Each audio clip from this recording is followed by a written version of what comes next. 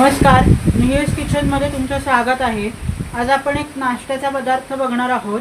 कोकणात काही ठिकाणी आंबोळी व दक्षिण भारतात काही ठिकाणी याला स्पॉन्ज डोसा असं म्हणतात।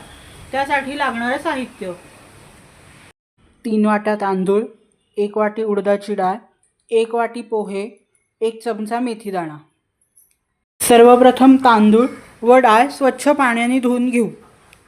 डाळ तांदूळ स्वच्छ धुवून घेतलेले आहेत। पावसाळ्याचा दिवस असल्यामुळे मी यात गरम पाणी घालणार आहे।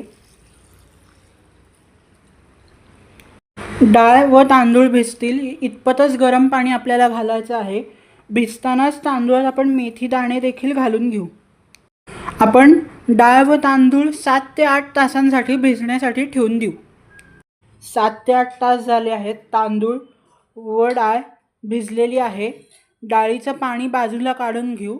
घेतलेले 1 वाटी पातळ पोहे भिजवून घेतलेले आहेत। भिजवलेली डाळ एका मिक्सरच्या भांड्यात काढली आहे। यातच भिजवलेले पोहे घालून मिक्सरमधनं बारीक वाटून घेऊ। मिक्सरमधनं काढताना यात आपण भिजवलेलं डाळीचं पाणी घालून वाटून घेऊ। डाळ तांदूळ सगळे वाटून घेतलेले आहेत। पावसाळ्याचे दिवस असल्यामुळे पीठ लवकर आंबावं त्यासाठी आपण मीठ घालणार आहोत व विस्कच्या साहाय्याने एकत्र करून घेऊ। पीठ विस्कच्या साहाय्याने एकत्र करून घेतलं आहे।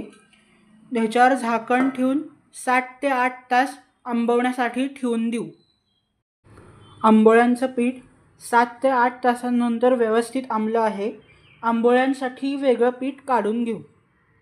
आंबोळी करण्यासाठी पीठ एका कुंड्यात काढून घेतलं आहे। यात चवीनुसार मीठ घालून एकजीव करून घेऊ। आंबोळी करण्यासाठी गॅसवर बिडाचा तवा तापत ठेवला आहे। बिडाच्या तव्याला तेल लावलेलं आहे।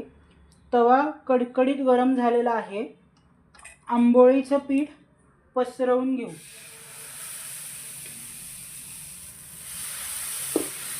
आंबोळ्या थोड्या जाडसरच ठेवायच्या आहेत।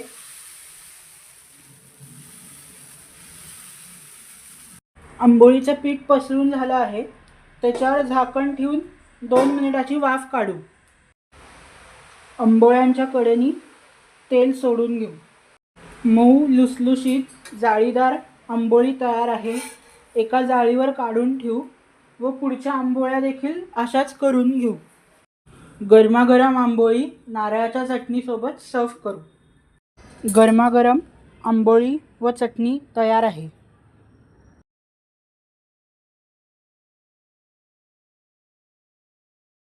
Thanks for watching.